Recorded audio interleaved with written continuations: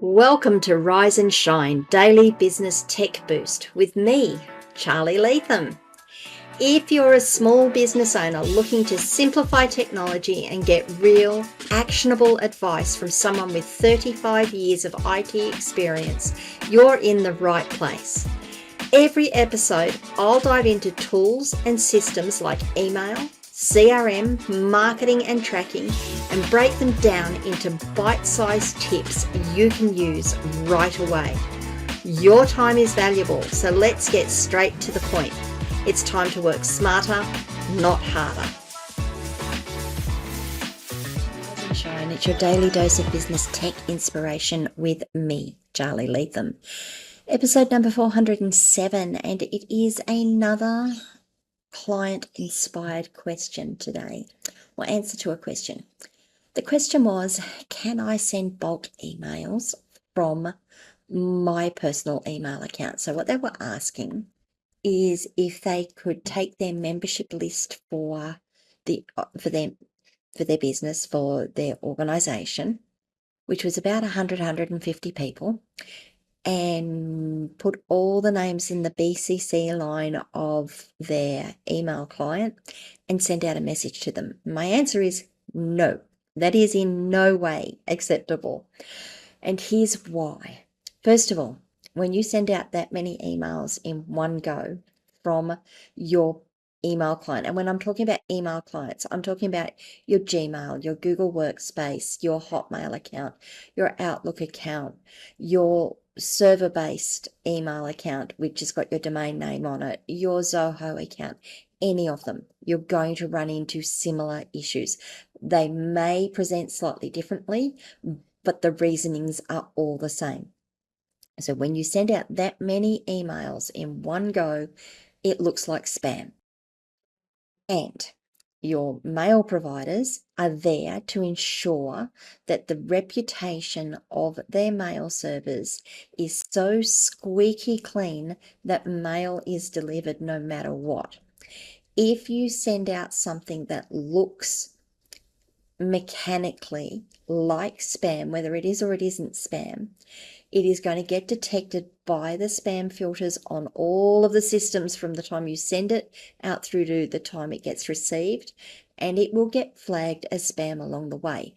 The IP address of the mail server that you're sending from is going to get flagged. The mail server provider that you're using, their servers are going to get flagged, and mail from them is not going to get through from anyone, or it's going to start to get delayed, or it's going to start getting marked as spam from anyone that uses their services. So what the mail service providers do is they check and they look when you're sending mail, and they look at a couple of things. They look at the number of messages that you're sending in one go. So how many recipients do you have on that email? They look at how many emails you send out in an hour. They look at how many emails you send out in a day, and they look at how many emails you send out in a week. There's a few other metrics in there, but they're the big ones. And they start to graph them and they start to monitor them. And if you start to hit certain thresholds, your mail either ends up being what we call throttled, slowed down. It's like, well, you can't send that many messages in an hour, so we're going to actually slow down that rate of delivery, and we will get them out over time. It will just stop sending the mail. I've been caught with this myself. I made a terrible mistake trying to email a group, and I had, 40 in the list, and I got caught. 40 people in the list. I mean, that's a lot of people to send one email to in one go.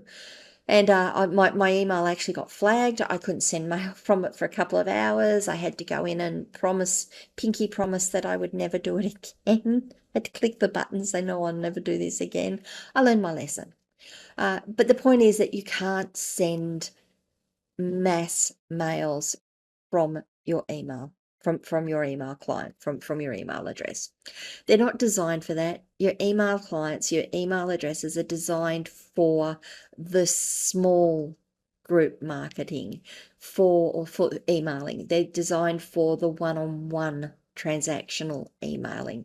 It's not designed as a replacement for your newsletters. It's not designed as a replacement for mass market emails. If you want to use those sorts of things, your best bet is to go and look at a service like Zoho Campaigns, MailerLite,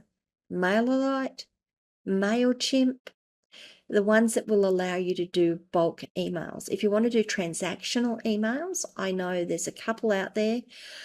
The one I know of that I can put my finger on today and give you a name of is Zeptomail by Zoho. And what that does is that allows you to do pretty much bulk mail on a transactional basis. So it's a personalized transactional email, a membership email, payment email, and you pay for the ability to do that, because there's a whole heap more that needs to be done to maintain the reputation of those servers when you compare that to using just your plain email.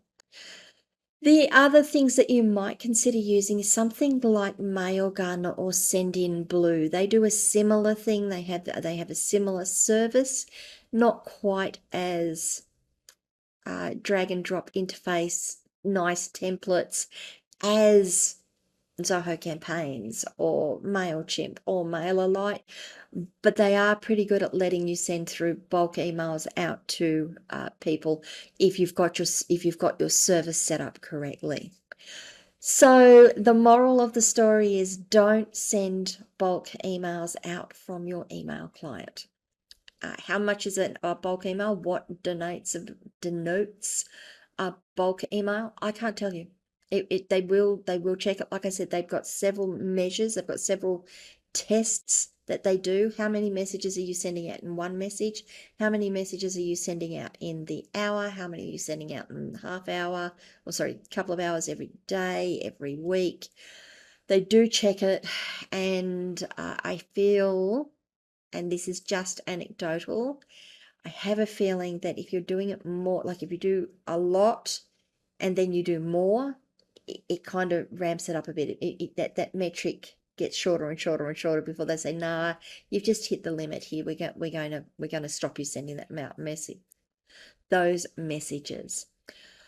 Guys, does that raise any questions for you? Do you have anything that comes out of it? Do you want to know more about why we use bulk email providers, how you can set it up, the sorts of things that you need to do to consider to protect yourself from these sorts of things? I'd love to know. Leave questions wherever, or comments wherever you are watching or listening to this video. The best way to interact with me is to come across to my community, askcharlyleetham.locals.com. Join the community there.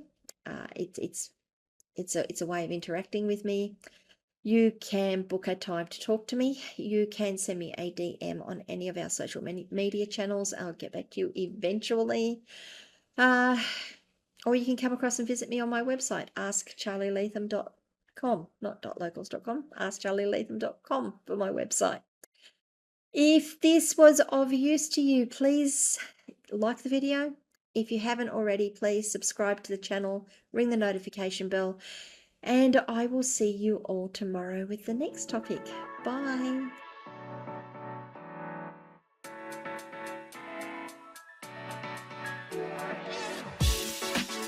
Hey there, thanks so much for tuning in to Rise and Shine, your daily business tech boost.